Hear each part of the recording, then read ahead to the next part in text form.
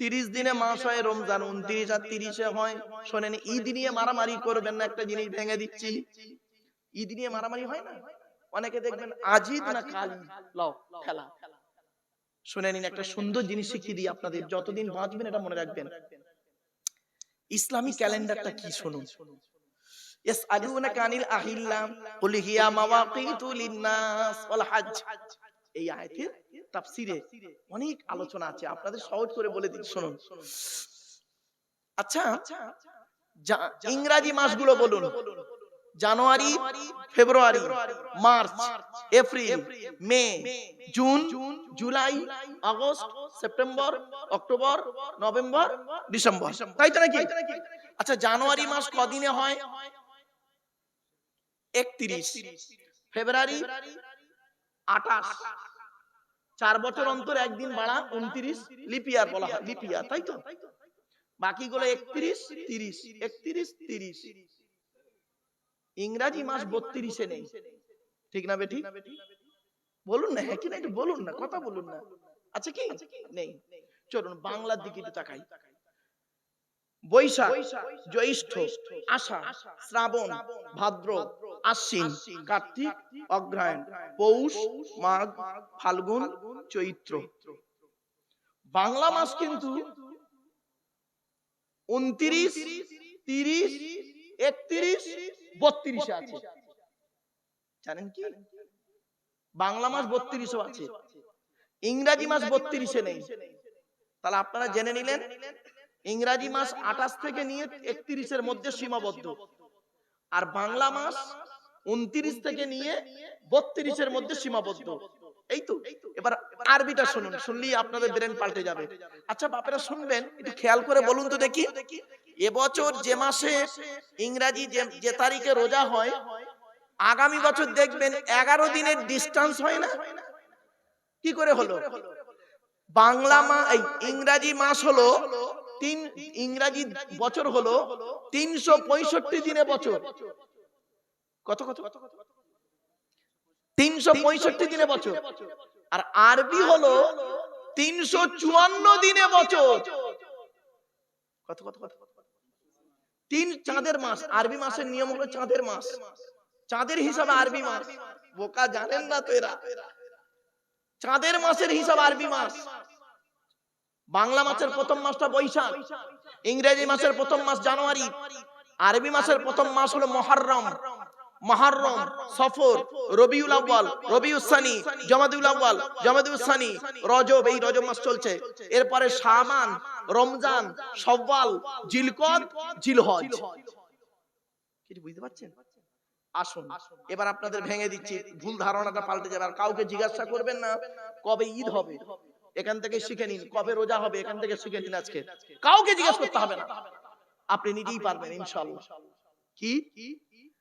আরবি মাসের নিয়ম হলো 29 আর 30। আরবি মাস কোনোদিন 28 হয় না, 31, 32 হয় না। মনে থাকবে, আরবি মাস কত কত কত?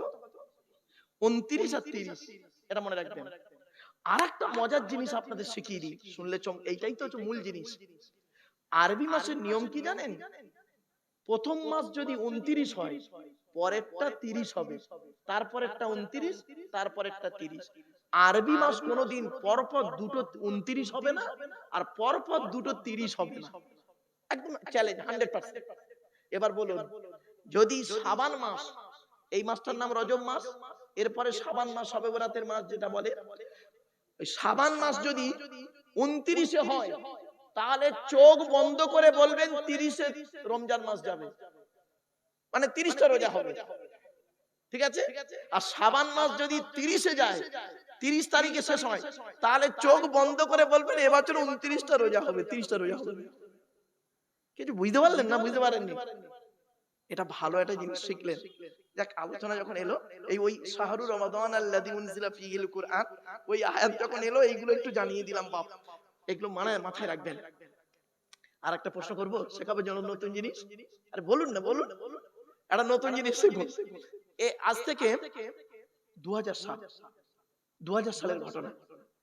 কি ঘটনাটা বলি আপনাদের। আচ্ছা, রমজান মাসে আপনারা ফিতরা দেন তো? মুসলমানরা ফিতরা দেয়। আচ্ছা, ফিতরা দেওয়া ওয়াজিব কখন? ঈদের চাঁদ দেখা থেকে নিয়ে ঈদের মাঠে নামাজ পড়া পর্যন্ত, এই টাইমের ভিতরে আপনার ফিতরা দেওয়া ওয়াজিব। ভালো করে বুঝুন, প্রশ্নটা বুঝুন আগে। ঈদের চাঁদ দেখা থেকে নিয়ে ঈদের মাঠে যাওয়া পর্যন্ত এই টাইমের ভিতরে আপনার ফিতরা দেওয়া ওয়াজিব। তা ঈদের চাঁদ ধরুন আপনাদের এখানে উঠলো সন্ধ্যে 6টায়, আর আপনাদের এখানে ঈদের নামাজ কটায় হয়? জাস্ট একটা বলুন না। 8টায়। তাহলে কালকে সন্ধ্যে, আজকে সন্ধ্যে 6টা থেকে নিয়ে কালকের সকাল 8টার মধ্যে আপনাকে ফিতরা দিতে হবে, তাই তো? এটা ওয়াজিব। আপনি 20 রমজান ফিতরা দিলেন কি করে? আপনার তো এখন ফিতরা ওয়াজিবই হয়নি। আপনি ঈদের পরে ফিতরা দিলেন কি করে? আপনার তো ফিতরার টাইম তো ওইটা। বেতেরের নামাজের টাইম কখন? বেতেরের নামাজ পর্যন্ত মুসলমানরা বেতের নামাজ বোঝে। বেতেরের নামাজের টাইম কখন? এশার নামাজের পরে। এশার নামাজের আগে বেতেরের নামাজ চলে? তাহলে এশার নামাজের আগে বেতেরের নামাজ পড়লেন কি করে? হবে না তো। তাহলে আপনি ফিতরা ওয়াজিব হয়েছে কখন? ঈদের চাঁদ দেখা থেকে নিয়ে আর ঈদের মাঠে যাওয়া পর্যন্ত এই টাইমের ভিতরে ফিতরা ওয়াজিব। আপনি এই 20 রমজান ফিতরা দিলেন কি করে? ব্যাস, এই প্রশ্নটা এখন হয়েছে কি, আমি টাইটেলের ছেলেদের, মানে মাস্টার ডিগ্রি টাইটেল এমএম তখন ছিল এমএম, তো এমএম এর ছেলেদের পড়াতে পড়াতে আমি এই মশলাটা আলোচনা করে, একটা কোরআনের আলোচনা করতে করতে আর হাদিসের একটা আলোচনা করতে করতে, আর এই আলোচনা ফট করে এসছে আর এই বলে ফেলেছি। বললাম বল দেখি তোরা। ওরা তো অবাক। আপনারা প্রশ্ন বুঝতে পেরেছেন?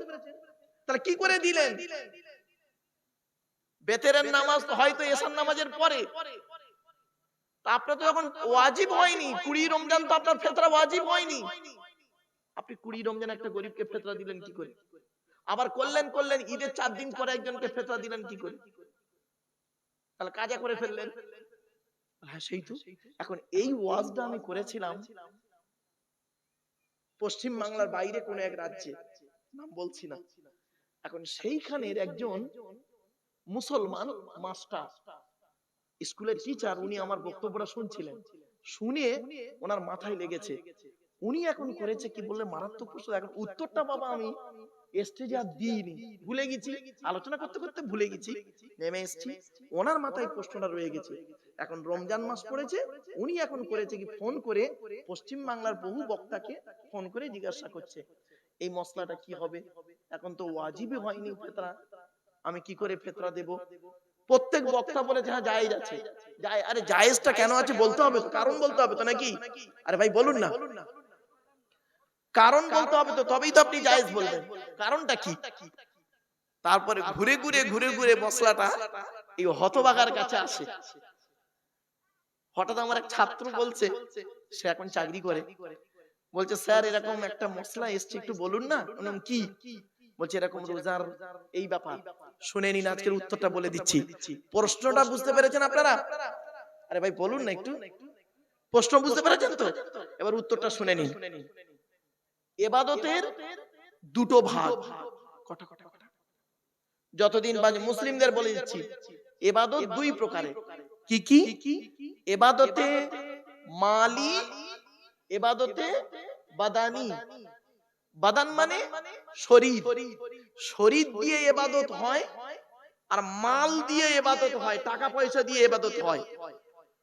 শরীর দিয়ে যে ইবাদত হয় ওই ইবাদতের নির্দিষ্ট সময় আছে, ওই নির্দিষ্ট সময়ের মধ্যে করতে হবে। নির্দিষ্ট সময়ের আগে করলে হবে না, পরে করলে কাজা। কিছু বুঝতে পারছেন?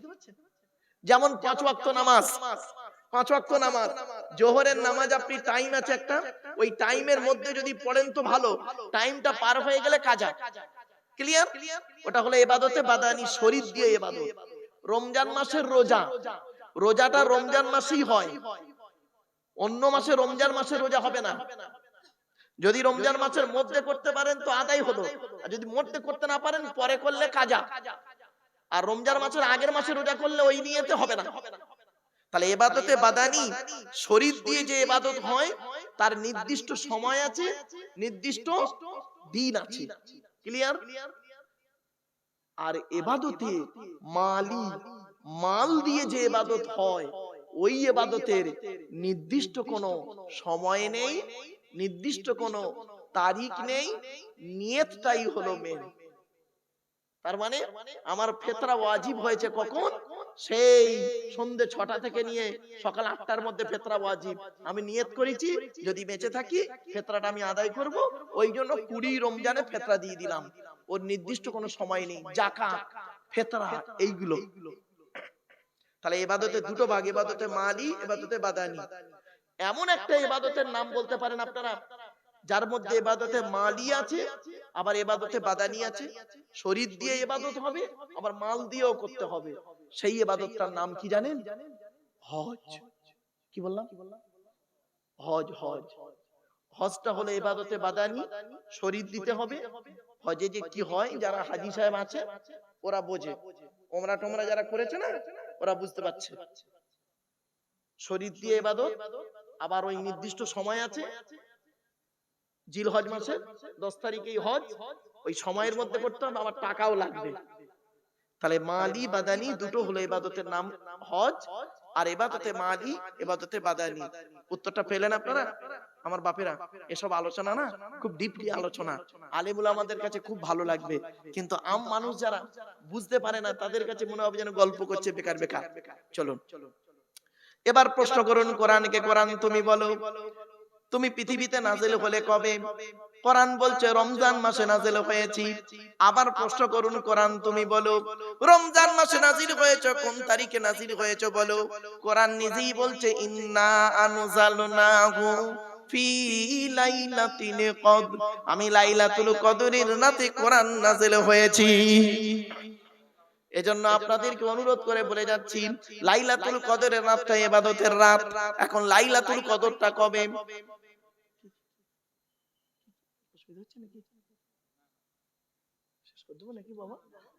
আচ্ছা টাইম আছে হাতে? আচ্ছা ঠিক আছে। আসলে কি জানেন, খুব সমস্যায় পড়ি অনেক সময় তো বাবা। হ্যাঁ দাঁড়ান, আচ্ছা আচ্ছা হাতে টাইম, আমার অসুবিধা নেই বাবা, আমার হাতে টাইম এখন আলহামদুলিল্লাহ অনেক যথেষ্ট টাইম আছে। আপনাদের নিয়ে আমার টেনশন, আমার কোনো নিজস্ব টেনশন নেই। জি আমার বাপেরা আসেন, একটু একটু করে বোঝার চেষ্টা করুন। আমি চেষ্টা করবো, I shall try my best. আমি চেষ্টা করবো আমার ভালোটা আপনাদের কাছে তুলে ধরতে পারবো। চলেন এবারে আসছি, কোরআনকে প্রশ্ন করাও। কোরআন তুমি বলো, তুমি কাদের জন্য এসেছো? কোরআন বলছে হুদাল লিন্নাস ওয়া বাইয়িনাতিম মিনাল হুদা ওয়াল ফুরকান। আমি কোরআন মানুষের হেদায়েতের জন্য এসেছি। আমি ওই স্যারকে বলছি, স্যার কোরআন এসেছে মানুষের হেদায়েতের জন্য, মানুষকে সঠিক পথে চালনা করানোর জন্য কোরআন। আপনি কি মানব জাতির মধ্যে নয়? অবশ্যই। তাহলে আপনারা এই কোরআন থেকে শিক্ষা নিতে হবে। আর মুহাম্মদ সাল্লাল্লাহু আলাইহি ওয়াসাল্লাম কি শুধু মুসলমানদের নবী? না, ভুল ভুল ধারণা। কোরআনে আল্লাহ নিজেই বলছে, শুনে নিন, উনি নোট করছেন, শুনে নিন মুহাম্মদ সাল্লাল্লাহু আলাইহি ওয়াসাল্লাম কাদের নবী। 9 নম্বর পারার 9 নম্বর পৃষ্ঠার 11 নম্বর লাইন, সূরার নাম সূরা আরাফের মধ্যে আল্লাহ পাক বলে দিলেন, কুল নবী তুমি বলো, ইয়া আইয়ুহান নাস, হে মানব জাতি। এখানে হিন্দু মুসলমান কোনো পার্থক্য নেই। কুল নবী তুমি বলো, ইয়া আইয়ুহান নাস, হে মানব জাতি, ইন্নী রাসূলুল্লাহি ইলাইকুম জামিয়া, সমগ্র কুল কায়নাতে রাসূল করে মুহাম্মদকে আল্লাহ পাঠিয়েছেন। এজন্য মুহাম্মদ সাল্লাল্লাহু আলাইহি ওয়াসাল্লামকে সারা বিশ্বের মানুষ ভালোবাসে, তাকে অনুসরণ করে। যারা তাকে অনুসরণ করে ভালো উদ্দেশ্য নিয়ে অনুসরণ করেছে, তারা হাদিসগুলো নিয়ে যারা গবেষণা করেছে, কোরআনের আয়াতগুলো নিয়ে যারা গবেষণা করেছে, তারা ইসলামের কালেমা পড়ে পরবর্তীতে মুসলমান হয়ে গেছে।